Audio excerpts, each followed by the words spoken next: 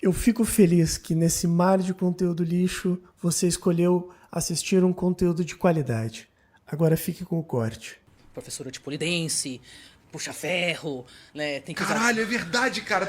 Soltou que tu era professor de polidense e isso foda-se. Não foda-se, cara. Cara, como é que foi isso aí, cara? Cara, isso aí foi um negócio muito louco. Sei lá, 12. Eu danço há 10 anos, né?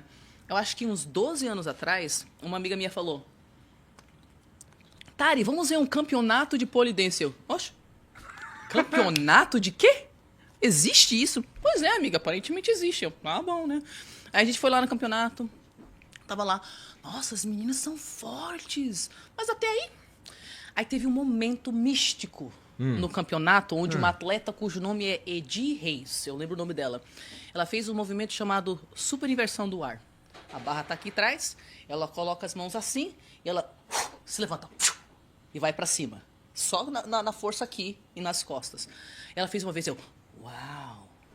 Aí ela já... Tu já dançava uma coisinha? Não. Não, quando eu era adolescente, fiz aula de dança do ventre, meses, né? Tá. Mas nesse período não fazia, não. Aí ela fez uma segunda super inversão do ar. Uma já era incrível e eu, uau! Aí eu juro por Deus que isso aconteceu. Na terceira super inversão do ar que ela fez, o tempo parou. Toda a minha visão periférica desapareceu. Eu olhei para a barra e eu tive uma imagem de mim naquela barra. E eu me vi fazendo a super inversão do ar. Naquele segundo eu entendi que eu ia ser polidancer, que ia ser uma paixão avassaladora na minha vida. E aí eu importei uma barra, a melhor barra que tinha, não sei o quê. Isso antes de fazer aula. Fiquei meses tentando importar a barra, deu um monte de problema na alfândega, não sei das quantas. E eu fiquei 2 anos matutando a ideia até achar as aulas mesmo lá e começar a fazer e competir. Foi um desastre, mas enfim, tudo bem. E foi isso. Eu tive um momento que eu me vi na barra. Eu chamo esses momentos que eu tenho de flash forwards. Porque tem flashbacks, né? Flashback é quando você tem uma memória do nada do passado. Então eu sempre tive ao longo da minha vida imagens que brotam que, na verdade, anos depois eu entendo que foram uma... Eu não sei explicar isso, gente, mas é o que tem, tá? É o que tem. Vou falar, ai, ela é charlatã, tá falando que existe isso. Enfim. Eu tive imagens que brotaram ao longo da minha vida, na minha cabeça, e anos depois aquilo aconteceu. Então eu chamei isso de um flash forward. Porque eu me vi na barra conseguindo fazer a super inversão do ar. Conseguiu fazer a porra da super... Tá bom, então. Consigo fazer a super inversão do ar. E outras coisas mais difíceis. Bandeira humana eu consigo fazer. Com espacate, não com as pernas esticadas. Nossa. Da hora. Tu dança até hoje? Sim, danço até hoje. Tem uma barra na tua casa, então? É óbvio. Tem uma salinha de polidense com luzes piscantes, com cores. E fico lá na minha maneiro, salinha. cara. Montei para minha saúde mental, cara. Eu preciso de arte. Uma coisa interessante, até para terapeutas.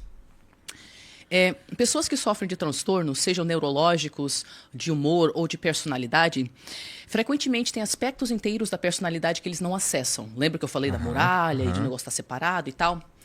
Um dos psicopatas que eu entrevistei, e outros narcisistas também, falou um negócio muito interessante que eu entendo. Ele falou, olha, eu preciso escrever histórias... no caso dele, ele escrevia histórias sobre matar outras pessoas. E ele falou, eu preciso escrever para não fazer. Porque quando eu tenho a expressão artística e também o esporte, eu pego toda aquela parte de mim que eu não entendo, que está lá borbulhando e que me fez com que eu acabasse na cadeia daquela vez. E eu canalizo, eu sublimo. É sublimar, isso se chama. Você pega uma coisa socialmente inaceita, você transforma aquela energia em algo útil, que nem um psicopata que se torna polícia. Ou se torna cirurgião. É útil para a humanidade. Então você sublima aquilo. Você pega toda aquela carga emocional, fisiológica, essa hiperexcitabilidade que nem você entende de onde que vem, e você escolhe um negócio artístico ou esportivo para expressar. E tem alguma coisa a respeito de personalidades como a minha e dessas pessoas que têm transtorno de personalidade, que isso é profundamente curativo. O que eu estou te falando é que se eu não danço, eu entro em depressão. Tô entendendo. Eu dissocio do meu corpo de tal forma que eu fisicamente não sinto ele mais. Eu tenho que me bater, eu não sinto ele mais. As cores vão ficando menos vibrantes, elas vão ficando cinzas. E o meu marido chega e me fala, amor, Faz 3 semanas você não dança, hein? Ele já sabe. Ele já sabe, até porque eu não quero transar, né? Entendi. Imagina, você não dança, você não lembra que tem um corpo, vai lembrar que tem marido pra transar quando, né? Então eu dissocio do corpo de um jeito, cara. Eu viro um robozão hiperfocado, robô hiperfocado. Mas você sente a necessidade de dançar? Essa necessidade, ela chega naturalmente ou precisa o teu marido te lembrar? Ela tá lá, mas eu preciso que ele me lembre de vez em quando, porque pra mim é muito fácil entrar no robotismo do hiperfoco. Pra mim é muito fácil só trabalhar, não tomar banho, não dormir, não comer. É muito fácil, é muito fácil. Eu tenho a impressão que minha vida inteira eu tenho feito um esforço ativo de não estar em hiperfoco, porque a vida precisa que eu foque em outras coisas. Mas a minha natureza é ficar obsessivamente lá num assunto. Não fala comigo, eu não quero interagir com ninguém, me deixa aqui o dia inteiro. E eu até sofri uma espécie de luto, porque se eu for bem sincera com você, o sonho da minha vida é que ninguém converse comigo e eu possa ficar o dia inteiro sozinha em hiperfoco. Mas isso não é possível. Então eu tive que passar por um luto de entender que eu não posso ser uma autista não verbal, que fica o dia inteiro em hiperfoco, que nem eu era quando eu era criança, que eu ficava, ai meu Deus, no meu hiperfoco, eu tenho que interagir, eu tenho que ter diferentes focos e tal. Então às vezes eu preciso que ele me fale. Quando eu tô em lançamento, alguma coisa assim, muito trabalho, eu entro nesse hiperfoco, ele tem que me falar. Caralho. Tá, é um aspecto sobre você que eu não fazia ideia. Muito interessante. Vamos ver aqui se tem umas perguntas pra nós? Deixa eu ver aqui, ó. O Rapid Rodrigo mandou aqui, ó. Salve, salve. Apesar do mal que causam, é preciso dizer que eles também sofrem muito. Fui vítima de gaslighting de uma narcisista. Ao mesmo tempo, ela sofre há 7 anos de dependência emocional por um sociopata, que a abusa 10 vezes mais. O que fazer quando a pessoa é vítima e vilã ao mesmo tempo? Cara, primeiro que isso é muito legal que ele trouxe isso. Muitas pessoas não entendem que narcisistas são vítimas de outras pessoas. Porque tem narcisistas que se relacionam com quem não tem transtorno porque eles admiram a empatia da pessoa, ou eles idealizam um negócio que ela tem que eles não têm. Mas tem um grupo de narcisistas que gostam de interagir com outras pessoas que têm transtornos de personalidade parecidos, porque eles se sentem tão diferentes e quebrados por dentro que eles querem alguém que entenda, né? Então, isso significa que narcisistas frequentemente são vítimas de outras pessoas de transtornos de personalidade. Se você pega um narcisista que tem baixo grau de narcisismo e ele interage com uma pessoa que tem alto grau de borderline, por exemplo, que borderline não necessariamente precisa ser pior do que narcisismo, mas se for um alto grau, esse narcisista pode ser vítima dessa pessoa. E narcisistas são vítimas de psicopatas, de outros narcisistas. Tudo depende do grau. Eu posso ter um borderline com pouco grau, aí eu vou sofrer na sua mão. Entendi. Né? Então, de fato, eles também sofrem nas mãos dos outros, é que ninguém tem empatia por eles, né? Agora, o que fazer? Cara, essa pessoa precisa ter um colapso ou entender que ela tem que tratar o narcisismo dela. Você não tem esse poder.